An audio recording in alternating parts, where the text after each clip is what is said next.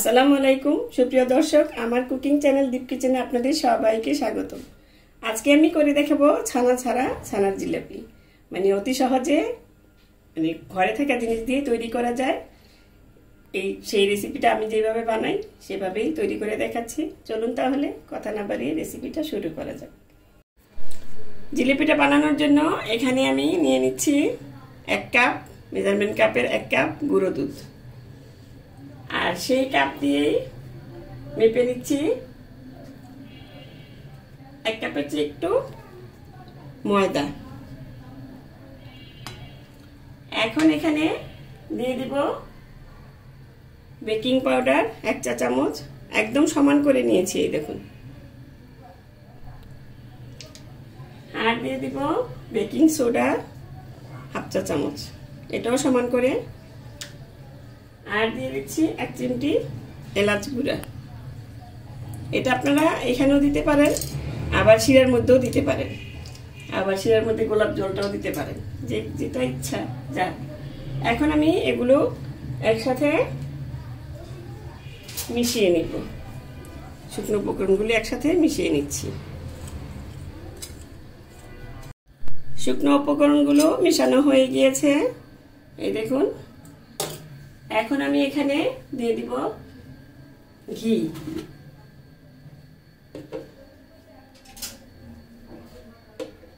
আমি এখানে 1 টেবিল চামচ ঘি দিয়ে দিলাম। এটা দিয়ে ভালো মতন ময়দার সাথে মিশিয়ে নিব। একদম ভালো মতন ঘষে ঘষে ময়দাটার সাথে ময়দা, গুঁড়া দুধ এগুলোর সাথে মিশিয়ে নেবেন। মিশিয়ে নিলে আপনার ঘিটার সুঘ্রাণ আসবে, ভালো লাগবে। আর সুন্দর মতন মাখানো হতে হবে, নইলে কিন্তু পারফেক্ট হবে না জিলাপিটা। এই দেখুন, ঘিটার সাথে আমি ভালো মতন মিশিয়ে নিয়েছি। এটা বুঝবেন কিভাবে যে ঘিটা ভালো মতন মিশে গেছে? এই দেখুন, মানে ময়ানটা ভালো মতন দেওয়া হয়েছে, কিভাবে বুঝতে পারবেন? এই যে কতটুক আটা হাতে নিয়ে তারপরে দেখবেন এই যে এরকম একটা দলা পেকে যাবে, আবার চাপ দিলে দলাটা ভেঙে যাবে। এটা হচ্ছে পারফেক্ট ময়ানের একটা মানে সাইন, যেটা বলে, যেটা দেখলে বুঝতে পারবেন আর কি। এখন এখানে দিয়ে দিচ্ছি, আমি এখানে 1/2 কাপ দুধ নিয়েছি, কিন্তু আমি পুরোটা একবারে দিব না, আমি 2বারে 3বারে দিয়ে দেখব। কারণ এখানে গুঁড়া দুধ যেহেতু আছে, এটা লিকুইড হয়ে যেতে পারে। এই জন্য আপনি আস্তে আস্তে অল্প অল্প করে দিবেন। এখানে আপনারা পানি দিয়েও বানাতে পারেন ডোটা, কিন্তু দুধটা দিলে আরো ভালো হয়, সেই জন্য আমি দুধটা দিয়ে করছি। এখন আমি দেখব কতটুকু দুধ লাগছে আমার। এই দেখুন, আমি কিন্তু একবারে দিইনি, 3বার 4বারে দিলাম।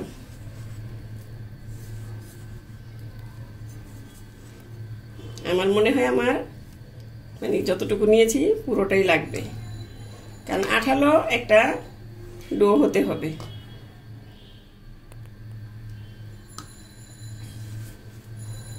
কারণ একবারে দিলে হবে কি, আপনি সেটা আবার ময়দা কিংবা গুঁড়ো দুধ মিশাতে হবে, আপনার ডোটা ভালো মতন পারফেক্ট হবে না। এই দেখুন, পুরোটাই লেগেছে। এটা ময়দার উপরে ডিপেন্ড করে আপনার। আমি কিন্তু নিরো গুঁড়ো দুধটা নিয়েছি, আপনারা ডিপ্লোমা কিংবা রেড কাউ যে কোনো একটা নিতে পারেন। এই দুধগুলো দিয়ে কিন্তু মিষ্টি ডো ভালো মতন সুন্দর হয় মিষ্টি। এই দেখুন, হাতটা কিন্তু হাতে লেগে লেগে যাচ্ছে। এখন আমি এই ডোটা ভালো মতন মথে তারপরে আবার জোরে, বেশি জোরে জোরে মথামতি করবেন না, এভাবে মথে নিয়ে তারপর ঢেকে রেখে দিব 5 মিনিটের মতো। এই দেখুন, 5 মিনিট হয়ে গিয়েছে। এখন আমি ঢাকনাটা তুলে নিচ্ছি, আর এখান থেকে কাপটা সরিয়ে নিয়ে আমি এখানেই জিলিপিগুলো বানিয়ে নিব। তার জন্য আমি এই কিচেন কাউন্টারটা একটু ভালো মতন টিস্যু দিয়ে মুছে নিলাম। এখন আমি এখান থেকে একটু একটু করে ডো নিয়ে জিলিপিগুলো বানিয়ে নেব। এই যে এইভাবে হাতে নিয়ে তারপরে আপনি এইভাবে গোল করবেন, করে তারপর এভাবে একটা লেচি পাকাতে হবে, মানে রশির মতন পাকাবেন। বড় করে একটা রুটি পাকিয়ে নিচ্ছি। এই দেখুন রুটিটা যাতে সমান হয় সেই দিকে খেয়াল রাখবেন। এই যে আপনার ডোটা যদি ঠিক মতন হয় তাহলে কিন্তু এটা বানাতে খুবই ইজি হবে। এইভাবে দিয়ে তারপরে এই মাথাটা এইভাবে দিবেন, এইভাবে দিয়ে তারপরে এইভাবে ঘুরিয়ে ঘুরিয়ে এই দেখুন এইভাবে দিয়ে তারপর এই যে এই মাথাটা নিচের দিকে দিয়ে একটু আটকে দিবেন। এই তো হয়ে গেল একটা জিলেপি। আমি আরো একটা বানিয়ে দেখাচ্ছি আপনাদের।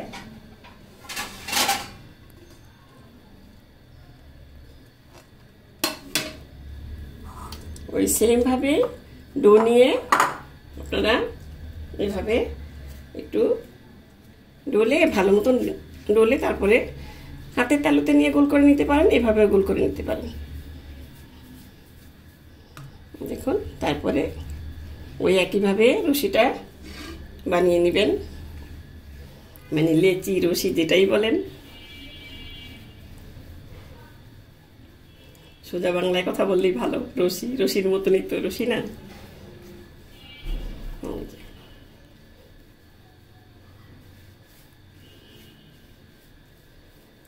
এই রশিটা আবারও বলছি আমি, রশিটা মানে আপনি দেখবেন যে কোনো দিকটা একটু মোটা কোনো দিকে একটু চিকন, এটা যাতে না হয়। এই তো যে এইভাবে দিয়ে এইভাবে একদম সোজা ইজি একটা জিনিস। এই যে এগুলি আপনারা ছোট করে বানাতে পারেন আবার বড় করেও বানাতে পারেন, যে যার মতন করে বানিয়ে নেবেন। এখন আমি সবগুলো বানিয়ে তারপর দেখাচ্ছি। এই দেখুন সবগুলো বানিয়ে নিয়েছি আমি। এখন আমি চুলায় একটা প্যানে পর্যাপ্ত পরিমাণ তেল দিয়ে রেখেছি। এখন তেলটা একদম হালকা, এই যে আমার হাত সহ্য হয় এরকম তেলেই আপনার জিলিপিটা ছেড়ে দিতে হবে। এই যে আর আঁচটা রাখবেন একদম লো টু মিডিয়াম আছে, মানে মিডিয়াম না, মিডিয়ামের চেয়ে একটু কম রেখে তারপরে জিলিপিগুলো ছেড়ে দিবেন। আর এটা যদি প্রথমে আপনি একটু আঁচটা বেশি দেন তাহলে হবে কি উপরে কালারটা চলে আসবে আর ভিতরে কাঁচা থেকে যাবে। এই দেখুন এগুলি কিন্তু আমি আবার দেওয়ার আগে দিয়ে একটু আটকে দিয়েছি যাতে না ছুটে, কারণ ময়দা দিয়ে বানানো তো, তারপরে কিন্তু একটা ছুটে গিয়েছে, অসুবিধা নাই। জিলিপির প্যাচ দেওয়া বড়ই মুশকিল। এখন আস্তে আস্তে যতক্ষণ না ভেসে উঠছে ততক্ষণ আপনি এভাবে, এই দেখুন দুটোই ছুটে গিয়েছে।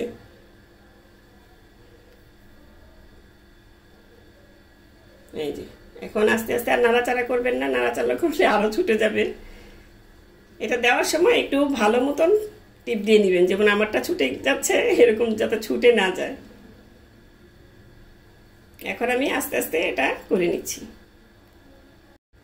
এই দেখুন জিলিপিগুলি আস্তে আস্তে ভেসে উঠছে উপরে।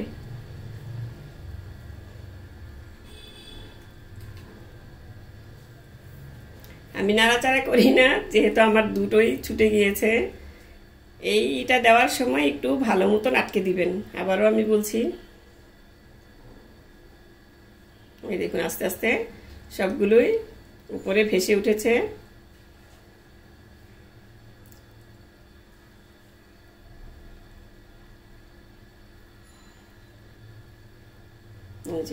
সবগুলোই ভেসে উঠেছে। এখন আমি আঁচটা একটু সামান্য হালকা মানে উল্টে দিয়ে তারপরে বাড়িয়ে দিব।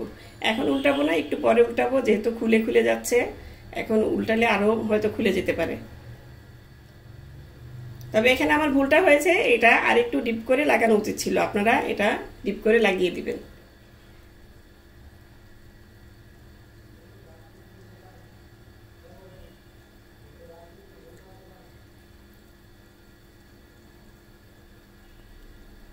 আমি একটু বড় করে বানিয়েছি, আপনারা ছোট করেও বানিয়ে নিতে পারেন। এই ময়দার ডোটা দিয়েই কিন্তু আপনার এই ডবলও হতে পারে, মানে ডবল জিলাপিও বানাতে পারবেন। আমি একটু বড় বড় করে বানিয়েছি, সেই জন্য আমার মোট কয়টা হয়েছে, 4টা 4টা 8টা। এখন এটা আমি আস্তে আস্তে করে ভেজে নিব, একটু লালচে করে ভেজে নিতে হবে। আস্তে আস্তে সময় নিয়ে ভাজবেন, এই 6-7 মিনিট 7-8 মিনিট লাগতে পারে, কারণ অতি দ্রুত যদি হয়ে যায়, কালার এসে যায়, তাহলে নামিয়ে নিতে হবে। ভিতর দিয়ে কিন্তু কাঁচা থাকবে, তাহলে কিন্তু শিরাটা ঢুকবে না ভালোভাবে। সেদিকে খেয়াল রেখেই আপনার এটা করতে হবে। এখন একটু উল্টে দিচ্ছি, দেখুন উল্টে দিয়ে তারপরে আমি চুলার আঁচটা একটু বাড়িয়ে দিব, মিডিয়াম করে দিব, আস্তে আস্তে যাতে কালারটা সুন্দর মতন হয়।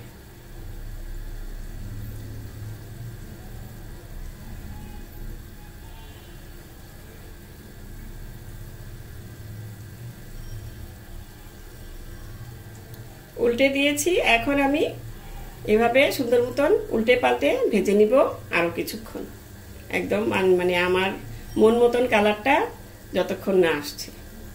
তো ফিরে আসছি এটা ভাজা ঠিক মতন হওয়ার আগ পর্যন্ত। আমি এই দেখুন কাঙ্ক্ষিত কালার আমার এসে গিয়েছে জিলিপিতে, ছানা ছাড়া ছানার জিলাপি। আপনারা ইচ্ছে করলে এর চেয়ে কমও ভেজে নিতে পারেন, আবার এর চেয়ে বেশিও ভেজে নিতে পারেন। তবে আমি এই কালারটাই রাখবো, সেই জন্য আমি এখন এটা ঝাঁঝরি চামচ দিয়ে তুলে নিচ্ছি। এগুলি কিন্তু আপনারা একটু পিন দিয়ে আটকেও দিতে পারেন, মানে দেখতে যদি খারাপ লাগে। যে এই জিলাপিগুলো ঝটপট বানিয়ে নেওয়া যায়। রোজা আসছে, রমজান মাসে একটু ঝটপট তৈরি করে নিতে পারলে সবচেয়ে বেটার হয়। এখন আমি এগুলো উঠিয়ে নিচ্ছি, উঠিয়ে তারপরে আপনাদের বাকিটা দেখাচ্ছি। এই দেখুন সবগুলো বানিয়ে নিয়েছি, আমি ভেজে নিয়েছি। এখন এটা একপাশে রেখে তারপর আমি চিনি শিরাটা তৈরি করে নিব। তার জন্য একটা ছড়ানো পাত্র বসিয়ে দিলাম, এখানে দিয়ে দিলাম 2 কাপ, মেজারমেন্ট কাপের 2 কাপ পানি,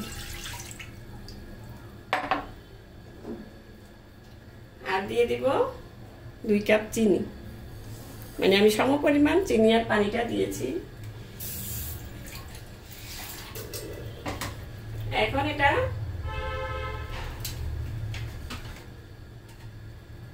আমি নেড়ে চেড়ে চিনিটাকে মেল্ট করে নিব। এটা কিন্তু 1-2 হতে হবে না, চিনিটা গলে আসলে এটা শিরাটা হয়ে যাবে। এখন আমি অনবরত নেড়ে চেড়ে এটা চিনিটা গলিয়ে নিচ্ছি। তো দর্শক, আমার চ্যানেলটি যদি আমার রেসিপিটি যদি ভালো লাগে, প্লিজ আমার চ্যানেলটি সাবস্ক্রাইব করে নিয়মিত চ্যানেলটির পাশে থাকবেন।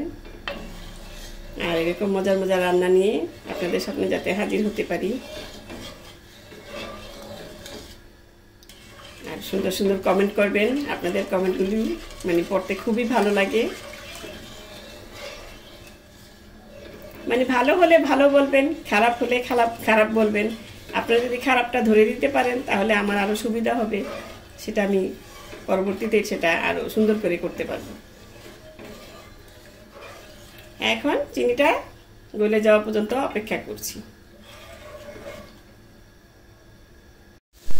এই দেখুন চিনি শিরাতে বলক এসে গেছে। এখন আমি আর 2 মিনিট একটু জাল করে নিব, তাহলেই হয়ে যাবে। এটা বেশি ঘন করবেন না, ঘন করলে কিন্তু আবার শিরাটা ভিতরে ঢুকবে না।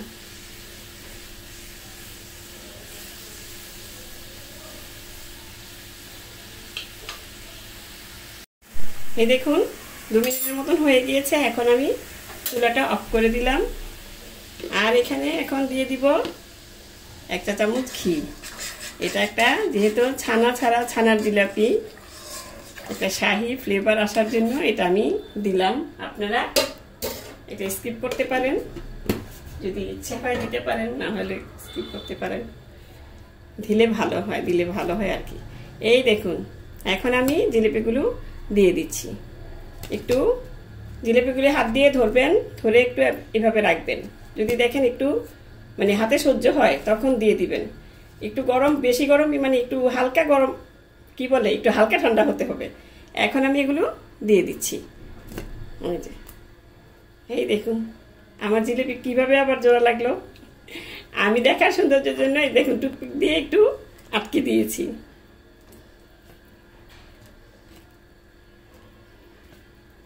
এটা আমি আমার মন মতন করেছি, আপনারা নাও করতে পারেন, দরকার নেই। এখন এটা ভালো মতন নেড়ে চেড়ে, আমি কিন্তু চুলাটা অফ করে দিয়েছি, ভালো মতন নেড়ে চেড়ে একটু উল্টে দিবেন। এই যে এইভাবে একটু উল্টে পাল্টে দিবেন। উল্টে পাল্টে দিয়ে আমি কিন্তু এটা আর জাল করব না। এখন এটাকে রেখে দিব এইভাবে, এই আধা ঘন্টার মতন রেখে দিলেই হবে। এই যে একটু চেপে চেপে দিবেন। এই যে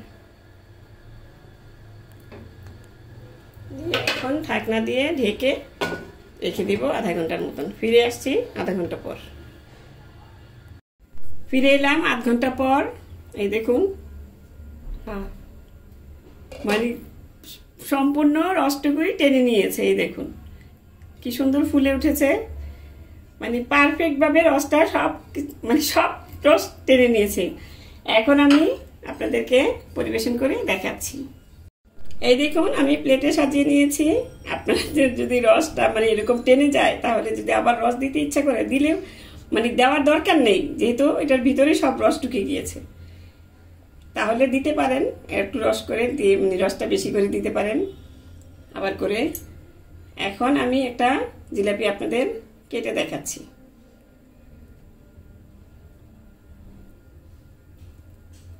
এই দেখুন কত সহজে জিলাপিটা মানে কেটে গেল। এই যে এই দেখুন মানে রসটা যে ভিতরে চলে গিয়েছে। এই যে আর সফট, একদম সফট। এটা খেতে মানে খুবই সুস্বাদু হয় আর ঝটপটও বানিয়ে নেওয়া যায়। আশা করি আপনাদেরও ভালো লাগবে, আপনারা বাসায় বানিয়ে দেখবেন। এখন এইভাবে বানিয়ে রোজার মধ্যে ঝটপট তৈরি করে খেতে পারবেন। তো দর্শক আজ এ পর্যন্তই। রেসিপিটি ভালো লাগলে প্লিজ আমার চ্যানেলটি সাবস্ক্রাইব করে নিয়মিত চ্যানেলটি পাশে থাকবেন। সুস্থ থাকবেন, ভালো থাকবেন। এই রমজানে এরকম সুস্বাদু মজার ছানা ছাড়া ছানার জিলাপি বানিয়ে খাবেন। আল্লাহ হাফেজ।